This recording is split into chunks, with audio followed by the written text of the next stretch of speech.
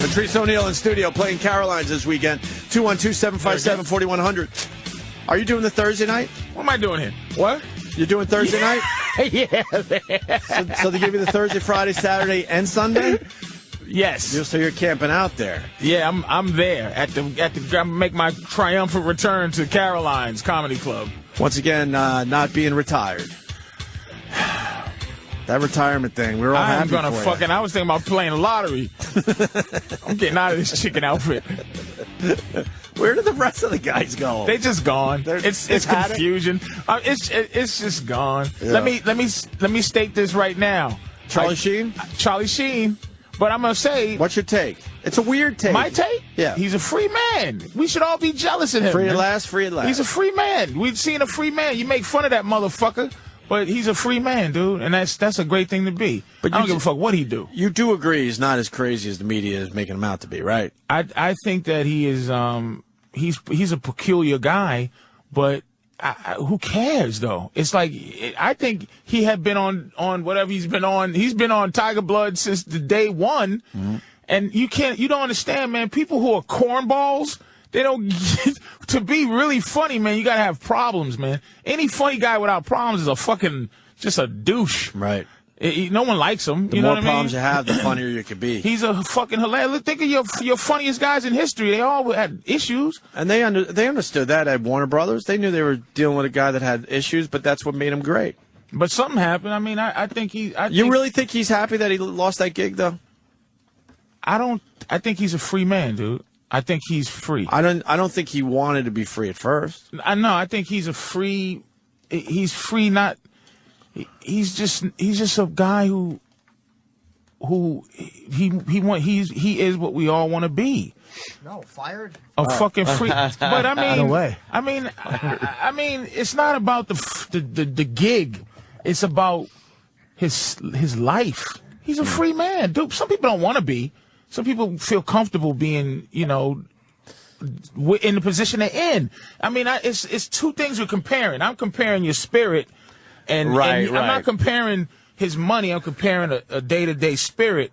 And he's doing what the fuck he wants to do. It doesn't bother me. And I think I'm jealous of the guy. I think he's mad because the rules changed. I think they were completely aware, like you were saying, that Warner Brothers was aware that they're dealing with a guy that has some issues. But he came to work and he performed, and everyone was he was fantastic. It's like, as long as you perform, we don't care what you're doing on the side, and that's fine. But somewhere along the line, somewhere along the way, the rules changed. Whether he started fucking up bad at work or I don't think the what. rules changed. I think it changed for people in the power position, man. But then that's what got him mad. Like, what the fuck, man? The rules changed. You guys were okay with my lifestyle as long as everything was running smoothly at work. And he betrayed the cartel, man. You can't betray the people that you are in cahoots with. There are no one thing in this game, and Mel Gibson to tell you, because Mel Gibson is at the top of the food chain, but you can't fuck with the people that you have aligned yourself with. Yeah, we were suspicious about that. We didn't think he went too far. He fucked with. They think he fucked with Jews, and that's who he aligned himself with, man. Oh yeah, but that's who he aligned himself with. He was fucking acting. It was like they tolerated a lot of shit from him, or a lot of stuff that was none of their business, but that would typically get somebody in trouble because of who he was.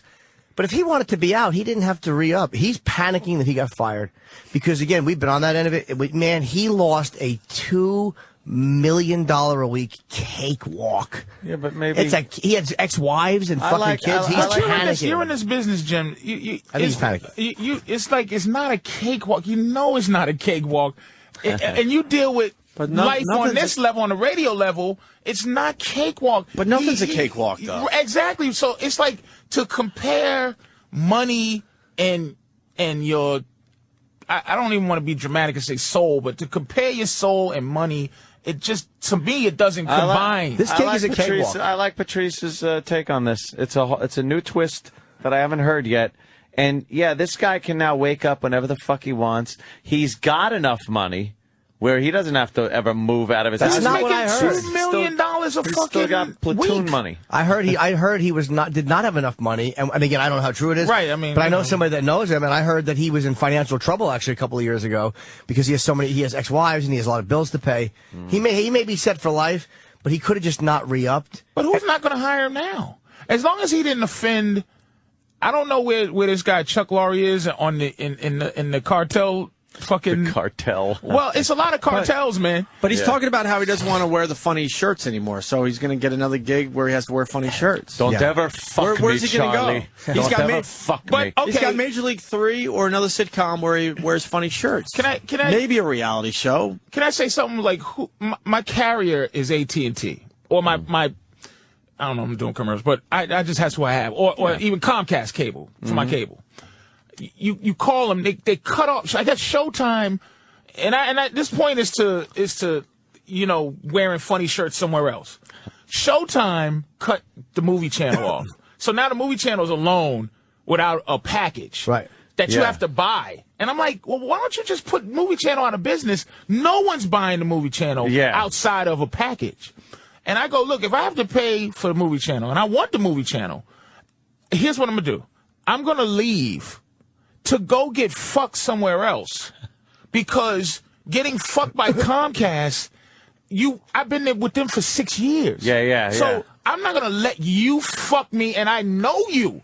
So I'll go get fucked by a new person and treated poorly, come in getting treated poorly, as opposed to you're going to, my family, these people that you would rather fucking save the $10 a month instead of giving it to me. I probably paid you $75,000 over the last 6 years. You would rather see me go than to fucking give me that little thing. You don't see that I've been a loyal customer up to that point. You know what? I'm gonna wear the funny shirts at DirecTV. But you can't let DirecTV fuck me because I don't know that. You saying I want to leave the thing and like I want to get fucked somewhere else. I understand that. But then the difference is when you continually are going everywhere and daring them to do it. It's almost like you're daring them to do it, and I think he overrated his value there. It's scary. They fired Tom Cruise. They'll fire him. It's a scary game when you're dealing with these fucking people, dude. I deal with Jews. Boo! Sorry. I deal with Jews because one thing Jews don't let you do, they don't want you to be Jewish. Like, they don't make you join. You just have to make some money. Black people don't want you to be black. Say that again? I said black people don't want you to be black. Even though it bombed the first time. I'll say it twice. I fucking stunk. But they leave you alone. They leave you alone. So he's pissing off a group that lets you do what you do, long as you do it, and they make a couple of dollars. And you succeed. As long as you're good at it and you're fucking working. Something happened for you to...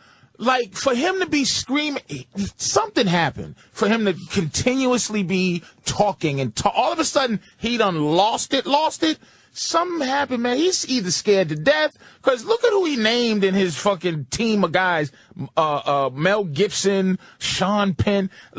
Legitimate, what they call Hollywood eccentrics, man. He aligned himself with. There's some fucking... Some strangeness going on because Charlie Sheen is the highest paid TV actor in the world. And that's, when you talk about the beast and being in the belly, I'm not even really in the mouth. You might be in the mouth being chewed up. But Charlie Sheen's in the belly when you're dealing with shit like that. You don't know what the fuck is going on in the shit people want you to do, man. But they gave him a raise, and he's the highest paid guy in the game. I'm not saying that raise is like that coffee in your fucking head. But how are they treated? I can't comprehend how they treated him bad. It was like when he fucked up. You know how it is with networks. He fucks up and he gets arrested for a knife, or he didn't have a knife, or whatever it was. They don't abandon him through any of that shit that he's pulled. All over these years, they don't abandon him. They don't publicly. Maybe they behind the scenes they could just stop it. Could we have advertising to sell? But they didn't abandon him.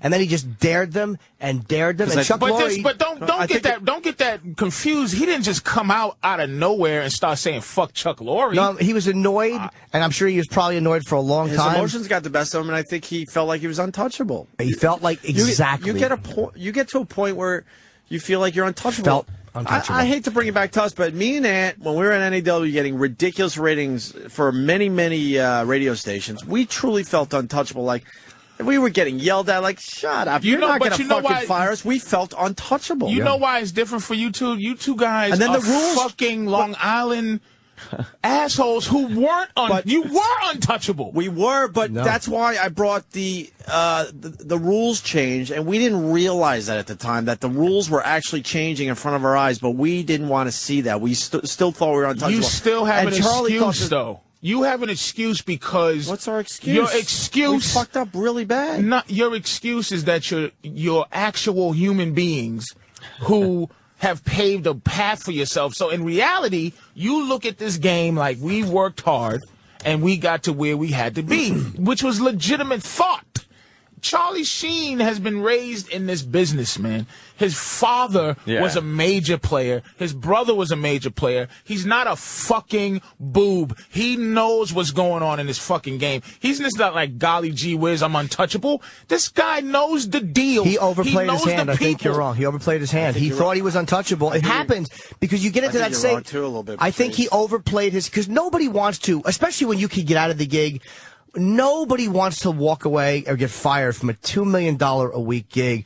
And I say cakewalk because when we've had trouble here, as much as I'll bitch about management, like this gig is a cakewalk compared to fucking having to be on the road to make the money. It's like I love coming in here, hanging with these dumbbells and having a good time. It's like the idea of losing this is fucking like, fuck. Then you feel like you're floating on your own. He's never been fired publicly like that. I'm telling you, he's scared, man. Because when he had to talk about so-and-so, remember what he said? He was on the phone. He goes, well, I guess they shouldn't have fired me. Like, we heard him talk after that about the firing, and you could tell he was fucked up and crazy, but he was also bothered by it. Yeah. It was almost like they had done what he dared them to do, and he didn't think they would. I think it's both parts, though. I think he's kind of... You kind of rationalize it like, good, I'm free. This opens up so many possibilities. But and then in the back of your mind, you're like, his from the $2 million. I'm just talking. Okay, before he got fired, I'm just saying, the guy was doing something that's unheard of. And look, man, like Les Moonves, man, he's a boss. These guys. If this was the mob, dude, that's how you... That's the Don. Look at it. Where's Chuck Lorre in the mob? Is he a capo? Is he a boss? These guys, they don't give a fuck. You're meat. $2 million a week ain't shit. They offered Seinfeld $5 million a week. And that was 10 years ago? Yeah. Probably 10, right? That means if they offered him 5, he was probably worth $1 billion to them. But to add to your discussion, Les Moonves paid Charlie a visit, was in his kitchen, this is documented, and said, look, man, just fucking, back off a little bit. Reel it in a little bit. Because they both understood. Think of it like it's a mob. He's like, back boss. off. He goes, all I need you to do is back off a little. I know what you're all about. I don't need you sober and all that shit. I just need you to back the fuck off a little. And Charlie chose not to. But that's what we know. At that point, there was still a chance. Yeah. That's what we were told. That's what we know. Yeah, you're right about that. You're right about that. If you heard a story that fucking Mel Carmison came and visited Anthony at his house, and it was just like, he goes, hey, Anthony, like, that guy is the guy. So he comes to you. It's not a fucking request. But he didn't fuck with Les, though. He didn't fuck with Sumner, and he didn't fuck with Les. He's not a dumb. You're right. He was raised in this business, but he also knows how far he could have. Sumner will dump Cruz. He will dump Charlie Sheen. Sumner will fire anybody because he's 90 and he doesn't give a fuck. And he's a billionaire. He felt like he knew how far he could take it. He felt like he could fuck with Chuck Lorre. Changed. Maybe it is because of the drugs and the lack of sleep, and then his perception was off. And then he was always that. And it was the #1 show on TV. Yeah. What are they going to do now? This is why this game is a gangster business.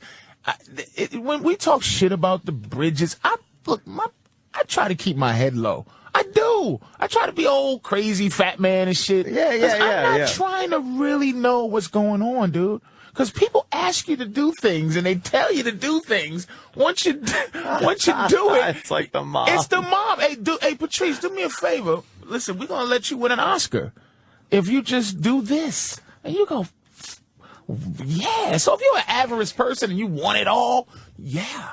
But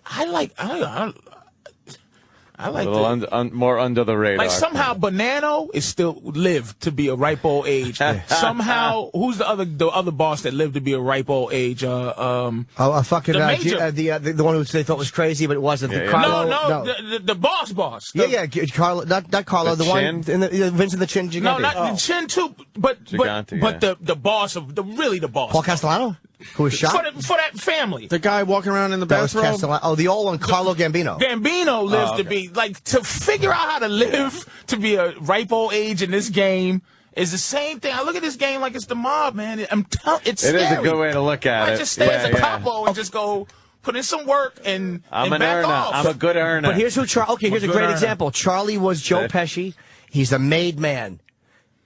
Laurie was the Jewish guy, Ace Rothstein, who he thought, I'm a made man, I'm better than him. And I'm going to tell you something, Ace Rothstein fucking earned. And they didn't give a fuck. They didn't kill him. You cannot kill Ace. He wanted to fucking whack Ace, and he couldn't. And that's what this was. Because Chuck Lorre has fucking... Because Charlie Sheen is a Puerto Rican when it's all boiled down to Mike and Molly, and he's got... He's got three hit shows. Three knock that guy out. Who's Chuck? What's his other show? Fucking, he just said Mike and Molly, Big Bang, Mike and Molly, and How I Met. Chuck Lorre. Those are Chuck Lorre? Yes. Yeah, well, Charlie Sheen is somewhere in this fucking... I think Charlie fucked up. Somewhere in a freezer hanging up out of back. He's got four hit shows. Yeah, I think he just made a bad move, dude. He allowed his craziness. You're not going to knock that guy out ever. Especially since Charlie was being unpredictable. It was like, if we let him stay and he keeps going, what if he self-destructs? And what if a girl overdoses at his house? Like, then they start thinking that way. What if a girl fucking dies at his house doing coke? Then we have a public relations nightmare because everybody's like, you saw it coming, you saw it coming. They let him go. If he would have just pulled fucking back and talked to them off the air and said, look, I've been a little crazy, fuck it, he would have been fine. That's my opinion. Jesus. Yeah, he also created Grace Under Fire, Sybil, and Dharma and Greg. The guy makes a lot of money for the where networks, are man. all they? Where the fuck? You heard Grace Under Fire. What's that bitch's name? Brett Butler. You heard she was trouble. Yeah. You ain't gonna see them no more. We don't see them. That's right. Yep. Yes, sir, boss. Yeah, that's it. Those shows were pretty fucking successful. This guy's had a nice run. You get your knuckles dirty. That's what you do. You either get your knuckles dirty or you try to move up in the game. Damn, man. And it's either Sonny Black or Sonny Red. You're going to fucking Chuck Lorre's the Kraken, nigga. And it's break it down. He just miscalculated, man. I think so, man. It's something you're simplifying this shit too much, man. There's something missing. I can't argue, but there's something that ain't right about this onslaught of Charlie Sheen, dude. He probably... this guy is powerful, man. He's also fucking, don't forget he was smoking coke and he's on a long run of a long partying run. I don't think he's insane, but you really do have delusions of grandeur when you're doing that stuff. I mean, look at the insanity of doing that much coke and thinking you're going to be okay and you're not going to drop dead. I mean, that's not a sane way to think. That's a fucking, that's a loony way to think. Yeah, that alone is crazy. He literally was admitting he's on a CBS's #1 show and he's going, I was smoking a lot of rocks. And it's like, okay, you can do that, but that's just a dumb thing to do, knowing the business as well as you know it. If Pryor did what he did, but he was a stand-up, and he was a fucking, you know what I mean? He didn't. There's a difference between. But Pryor was free too, and George Carlin was a free man too. Sure. Because they were on the road to meeting the beast. You know what I mean? The top of the chain. But if you notice, Richard Pryor and George Carlin aren't famous for fame. They're famous for the love and respect people have for their material. Pryor made a lot of movies, Not though. one So he had to deal put him with... there, though. Pryor used to do little, like, he did, like, Lady Sings the Blues, which was a big, for the black community, but in terms of 48 Hours or Beverly Hills Cop, but he did never. You know how big that fucking dumb movie was? With Stir Crazy was big. Stir That was a great Crazy movie. That was big. How huge was Stir Crazy? Stir Crazy was big. I love it, but how big was it for real? That was pretty huge. big at the time. In 6th grade, we were all walking around. I remember when that came out, me and my buddy were walking around going, that's right, we bad. We were just doing the movie trailer. And my grandmother took me to New York to see it. Oh, wow. And she couldn't believe the language. Really? I'll never forget Gene Wilder quoting him going, yeah, because I kept going, shut up, cunt, I'm laughing. But Gene Wilder was writing, man, I don't fucking believe you. And I was like, oh, fuck, this bitch is going to make me walk out. But she didn't. She knew better. Oh, wow. She knew better. That's I let her jerk me off under the popcorn box. Popcorn? What did you say? I wanted to say popcorn, but it felt so good coming out that I got all flustered. And I tripped. I'm tired. Premeditated laughter. I just fucking asshole. I fucking tripped. What am I going to do? I got a new CD coming out today. Oh, really? damn. What's it called? Despicable. Why? Why you? You know what's funny? Jimmy, People notice that you've been Of course using. they did. People notice that you've been using the word despicable all morning. They didn't know why? I hope Steve Carell sues you. Now they do. Why? Some. Because he did Despicable Me. I hope those people sue you for You Despicable. look at the photo on the fucking cover of that, and you know exactly why I call it that. Well, fucking, because my Yeah, ugliness. Jimmy's new CD is out today. Very, Yes. very cool. Good news. Well, hope it sells.